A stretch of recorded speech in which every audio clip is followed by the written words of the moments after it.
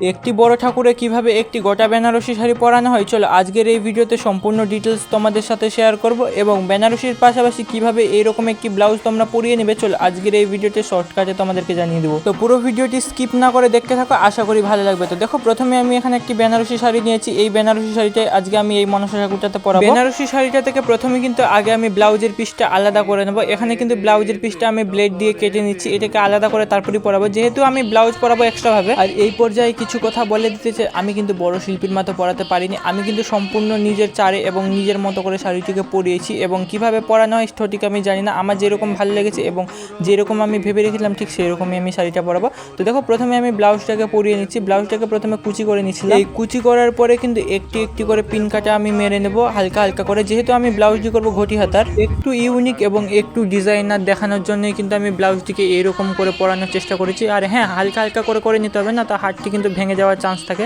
একটা একটা করে কুচি করে হালকা হালকা করে পিন কাটাগুলো মেরে নিচ্ছিলাম। এবং তোমরা ভিডিওটি দেখছো ফার্স্ট, কিন্তু এরকম ফার্স্ট আমি মারিনি, এই ভিডিওটি কিন্তু ফার্স্ট করা হয়েছে। সত্যি কথা বলতে ব্লাউজটি যখন সম্পূর্ণ পরানো হয়েছিল তখন সবাই দেখে বসলো এটা নাকি অরিজিনাল ব্লাউজ, কেউ দেখে বুঝতেই পারছিল না এটা কেটে পরানো হয়েছে। কথা বলতে বলতে একদিককার ব্লাউজ পরানো একদমই কমপ্লিট হয়ে গেল, আবার আরেক দিকের আমি ব্লাউজটা ধরে নিয়েছি। এখানে কিন্তু আমি একবারে প্রথম কুচিটা মেরে নিয়েছি, যেহেতু এদিকে হবে শাড়ির কুচিটা এবং শাড়ির পার্টটা এদিকেই পড়বে, সেক্ষেত্রে কিন্তু এদিকটা সেরকম কিছু করবো না আমি। এবং একটা একটা করে কুচি ধরে কিন্তু হালকা হালকা করে নিচ্ছে, আর এই জায়গাটা একটু বেশি ফাঁপানো করব। তোমরা যারা যারা এই পর্যায়ে ভিডিওটিকে দেখে নিয়েছো তারা নিজের নিজের নামটা কমেন্ট করে যাও, পরবর্তী ভিডিওতে আমি তোমাদের নামগুলো নেওয়ার চেষ্টা করবো। তো দেখো, দ্বিতীয় সাইডেরও ব্লাউজটা আমার পরানো একদমই কমপ্লিট। এবার শুধু ঠিকঠাক করে নিয়ে তারপর পারগুলোকে বসিয়ে দেবো। ব্লাউজের পারগুলোকে আমি আলাদাভাবে কেটে নিয়েছিলাম। এবার কেটে নেওয়ার পরে আমি হালকা হালকা করে পিনগুলো বসিয়ে দেবো। এটার পরে কিন্তু একদম বোঝাই যাচ্ছিল না যে এটা কাটানো ব্লাউজ আছে। হ্যাঁ, শাড়ি পরানোর পর তো তোমরা পুরো ডিটেলিংটা বুঝতেই পারবে। সত্যি কথা বলতে খয়রা কালারের শাড়ি পরাচ্ছি এবং সবুজ কালারের যেহেতু ব্লাউজটা ছিল সেক্ষেত্রে কিন্তু অনেকটাই ম্যাচিং খেয়েছিল এবং দেখতেও বেশ সুন্দর লাগছিল। তো দেখো, এক সাইডের আমার ব্লাউজের পার্ট দেওয়া একদমই কমপ্লিট। এবার দ্বিতীয় সাইডের ব্লাউজের পার্টটা বসানো একদমই কমপ্লিট করে দেবো। পার্টটাকে ভালো করে নিয়ে দেখো হাতের মাপে কিন্তু আমি প্রথমেই বসিয়ে নিয়েছিলাম, হালকা হালকা করে পিন কাটা মেরে নিয়েছিলাম। তো দেখো, এই সাইডেরও ব্লাউজটা পরানো একদমই কমপ্লিট হয়ে গেলে। তো ফাইনাল লুকটা দেখতে কিছুটা এরকম লাগছিল। দেখো, আমি একটা পরে থেকে কাপড় মেরে নিয়েছিলাম। এবার আমি মূল কাজ শুরু করবো, বেনারসি গোটা বেনারসিটা পরানো। এই বেনারসিটা পরাতে আমার একটু প্রবলেম হয়েছিল। তো দেখো, জায়গা মতো আমি কিন্তু ঠিকঠাকভাবে শাড়িটাকে নিয়ে নিয়েছিলাম। নিয়ে নেওয়ার পরে আমি কিন্তু একটা বড় করে গিট বেঁধে দেবো, কারণ গিট বাঁধার পরেই কিন্তু শাড়িটাকে পরাবো, দেখতে অনেকটা খারাপ লাগবে।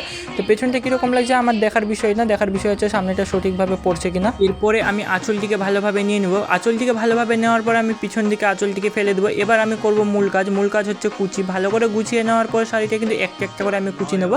অনেকে কি করে একবারে কুচিটা নিয়ে কিন্তু ফেলে দেয়, সেটাও কিন্তু অনেকটাই সুবিধা হয়, কিন্তু আমি যেহেতু এখানে একাই ছিলাম সেক্ষেত্রে কিন্তু আমার করতে অনেকটাই সমস্যা হয়েছিল। কিন্তু বাপনদা ছিল আমার সাথে, এইটা বলবার না আমি পুরোপুরিভাবে একা ছিলাম। বাপনদা কিন্তু আমাকে প্রচুরভাবে হেল্প করেছিল। সে বলেছিল আমাকে যে আমি কুচিগুলো করে দিচ্ছি, কিন্তু আমি বললাম যে না, এরকমভাবে করা যাক, এরকমভাবে কিন্তু বেশি সুবিধা হয়। তো দেখো, ওখানে আমি পিন মেরে নিয়েছিলাম এবং একটা একটা করে কুচি নিয়ে আমি আঁচলটাকে ভালোভাবে দেখছিলাম। এবার কিন্তু আমি বাঙালির মতো একদম সামনে সবগুলো কুচি গুজে দেবো না, আমি কিন্তু একটা একটা করে কুচি ধরে কোনে তারপর সাইডগুলোতে মারবো। আমি সামনের দিকে কোনো রকমের কুচি ব্যবহার করবো না। এক সাইডে আমি দড়ি দিয়ে বেঁধে নিয়েছিলাম, তারপর আরও এক সাইডে আমি দড়ি দিয়ে বেঁধে নিতে বলবো বাপনদাকে। দেখো, আমি কিন্তু সাইডে কুচিগুলো নিয়েছি এবং সামনে আমি শাড়ির পার্টটাকে ঝোলাবো, সেক্ষেত্রে কিন্তু দেখতে অনেকটাই সুন্দর লাগবে। আর হ্যাঁ, আমি কিন্তু প্রথম থেকে এরকমই ভেবে রেখেছিলাম এবং গোটা বেনারসি নেওয়ারও আমার একটাই উদ্দেশ্য, এরকমভাবে শাড়ি পরানো। একটা একটা করে কুচি ধরে নেওয়ার পরে তারপর আমি পারগুলোকে একটা একটা করে ঠিক করে নেবো। আমি প্রথমত ভেবেছিলাম যে হেয়ার ক্রিম্পিং মেশিন দিয়ে পারগুলোকে সোজা করে নেবো, কিন্তু পরে থেকে ভাবলাম যে শাড়িটা যদি জলে বসে যায় এবং এত দূরে আমার হেয়ার ক্রিম্পিং মেশিনের তারটা আসতেও না, সেক্ষেত্রে কিন্তু সেই জিনিসটা করা হয়ে ওঠেনি।